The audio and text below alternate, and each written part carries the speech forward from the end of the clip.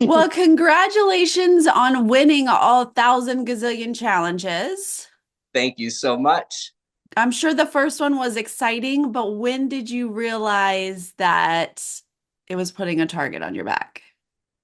Uh, Basically after immunity two, I already had the target on my back, right? Er- Tuku lost one challenge in the beginning there. We had a little bit of a fumble in the beginning of the game, but arguably, I think it's fair to say anytime that I was on a tribe or a team, that team did seemingly well. And the people that worked with me in those team situations and tribe situations were able to analyze the way that I worked amongst the group in the tribe, and they broke me down to realize that it wasn't necessarily an individual immunity challenge that was going to be their issue. It was going to be the way that I could work under pressure and the way that I could make things happen. So as I gained ground and continued to show the way that I could navigate under pressure and make things happen, and by doing so, taking home individuals, that started making a lot of very good players really uncomfortable. You brought up this early Tuku tribal. Let's talk about that because you went in thinking it was one way. Uh, Talk me through how you thought the vote was going to go and then realizing that you had been blindsided. So here's the fun thing about that is I wasn't blindsided. Oh, And okay. okay, so we knew TK was roughing up some feathers when he was, complaining about people smiling and the way that he wanted things to happen and whatever. He painted a picture that people were not too happy about. I didn't care. I understand people. If that's how you feel, it is what it is. I can work with you. We can move beyond this. Like let's do this. We're in a big game right now. I don't need tunnel vision on because you got angry one time. Like so, but what it did was it brought down the spirits of our entire tribe. Everybody was feeling like we knew we failed. We didn't need somebody to tell us that. And so what I did was TK, Tiana, and I were a pretty good alliance in my mind. They were my ride or dies. I would have taken them to the very end if I could. I promise. But when I took Tiana to the water well, or we walked together, and I was thinking in my mind, I'm gonna bring up a TK blindside to Tiana tonight, and I'm gonna see how she reacts to it. And if she's happy, uh-oh. If she's against it, then I know that she's still in the thick. Well, I brought up a TK blindside to her, and she got excited.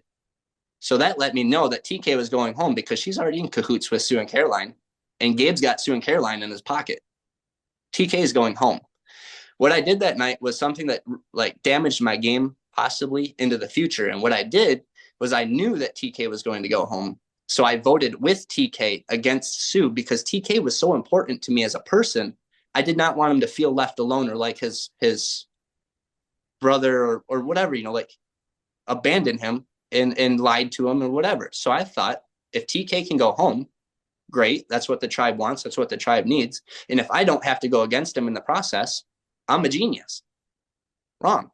All that did was you've seen what it did. That I lit a mean, fire too, like we've never seen. right? Yeah. I mean, it's completely understandable to vote that way. Did you have an idea though while you were in the game that Sue was still holding that I grudge against I you? knew that she was not for me, but she was not ugly towards me. Yeah. I There was times I tried to talk strategy, she just shut it down. Like respectively shut it down.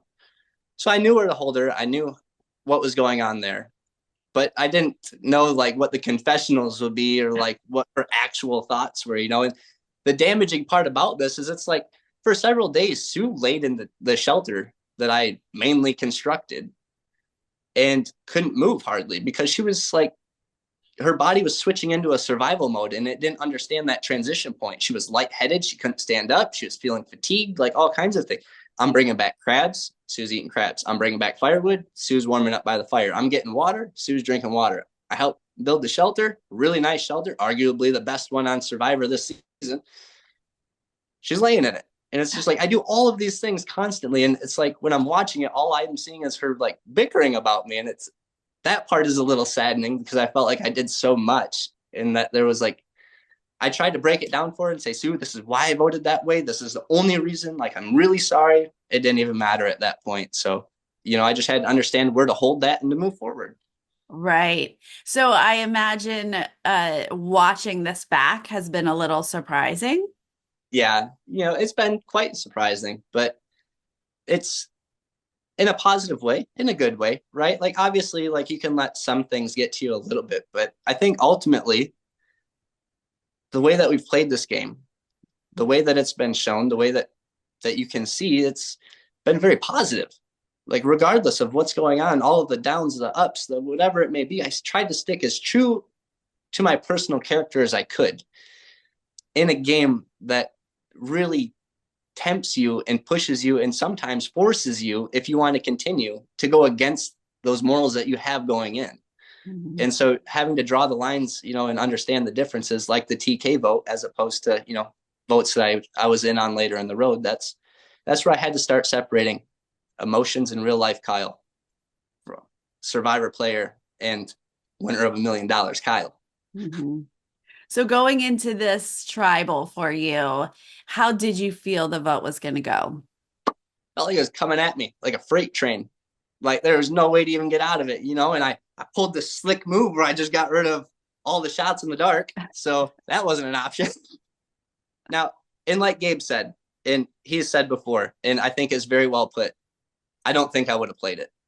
I Mm. really don't think that I would have, because you have to remain optimistic. And you've seen what happened when I reached in a bag with a 1 in 3 odds, right?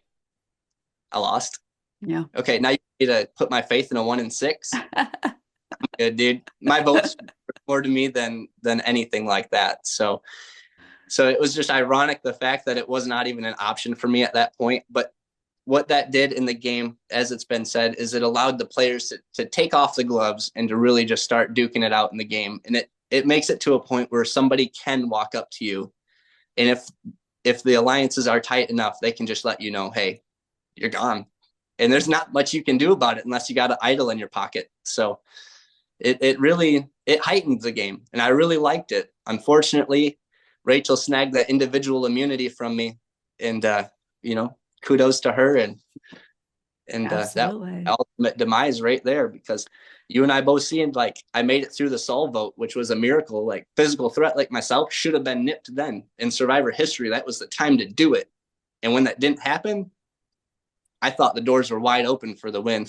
So watching Survivor has got to be different than actually playing Survivor. Once you were out on the beach, what surprised you most? How intrusive my thoughts would be. I didn't understand it fully. I didn't expect it. I didn't expect how hungry I would get. I knew it was gonna suck, but it was bad, like really Mhm. bad, like motion sickness, like Mm. super hungry, dehydrated, all of that. But my ultimate issue was like having to talk myself out of like several panic attacks that I was having, simply based upon the fact that I've been around my family for so long, and now they're not here. They're not around me, and my daughter is just walking and things like this. And it's like I know at any point I could get a phone call on the island, right? Anything could happen in the real world. I'm not there to be dad. I'm not there to be the protector of my family. I'm putting my faith, I'm letting that control, if I even had it originally, like completely out of my grasp. I mean, so now I'm like, there's several times where I'm just like thinking, like, if I do get a phone call on this island, it's not good. And I still have a full day, 11 hours on an airplane before I can even touch my own country, let alone get all the way across that country to my home, to the people that need me. And so that was the difficult part for me, was trying to keep those thoughts away from me when I'm sitting there on an island for days with nothing but my own thoughts to like digest. It's that was the most difficult part for me. Wow. Well, what was the highlight for you? What did this experience mean? The highlight of this whole experience so far has been the amount of connection and positivity that I didn't realize existed within people still. Like I knew people still got along, I knew families still got together, but something about my character and who I am has been so relatable and so open and so genuine to so many people that it's like I'm watching communities come together. I'm watching families come together. I'm watching people get together that haven't got together in years. I'm meeting people that I've never met before that are just genuinely excited and happy to meet me. And they're telling me, that their families are getting together, that I've done this and that I've done that. And it's just like it's amazing, because coming into this game, I felt like this little speck of dust, like mixed in with zillions of other specks of dust, and I would never be noticed and never be able to make a difference. But I wanted to so bad. I just don't know how. And so I put myself in the way of greatness, in the way of opportunity by applying for the show. I shot for the stars and that one hit. And I was just myself. I was just genuine the whole way through, the best that I could be, given the situation at hand. And all it's done is unify families, friends, and it's been amazing. Yeah, it was really lovely to watch you and get to know you. And I'm so happy that you had this journey. And I really appreciate your time today, Kyle. Yeah, thank you for talking. It feels nice to be able to like finally, really talk to somebody and just throw it out there and like because I've been so respectful of the process that I haven't even told my fiance what's going on. Like Oh, wow. she didn't know what position I played. She didn't know anything. I've been Oh, so quiet. So now I finally get to talk like we all know I do too much. So no, yeah, get it out there. Absolutely. We want to hear it all. Thank you so yeah, so much. thank you so much. Have a good day.